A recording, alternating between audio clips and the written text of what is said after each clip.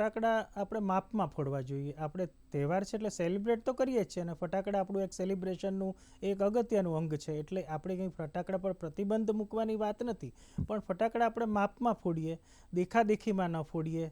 અને આડોશ પાડોશમાં એકબીજાની દેખાદેખીમાં વધારે ફટાકડા ફોડાવતા હોય છે. એ આપણું એક સામાજિક એક પ્રકારનું દૂષણ કહી શકાય કે દેખાદેખીમાં આપણે બહુ જ ફટાકડા ફોડતા હોઈએ છીએ. અને બાળકો પણ એમ કહે કે આમણે આટલું ફોડ્યું, આમણે આટલું ફોડ્યું. એટલે એ આપણે થોડું આપણી જાતને સંયમમાં રાખવાની જરૂર છે.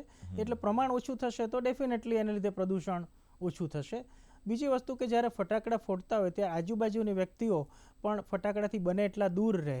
અને જ્યારે ફટાકડા ફૂટતા હોય, જેમાં અમુક વડીલો પણ ઘરની બહાર નીકળતા હોય, તો એ ફટાકડા ફોડતી વખતે બહાર ન નીકળે અથવા ઘરમાં ઇન્ડોર બારી બારણા બંધ રાખીને બેસી રહે, તો એમને આ પ્રદૂષણ અથવા જે હવા ઝેરી થઈ જાય છે તે ઓછી એમના શ્વાસમાં જશે, અને એ એમને ઘણા બધા રોગોથી એનું પ્રોટેક્શન કરી શકશે.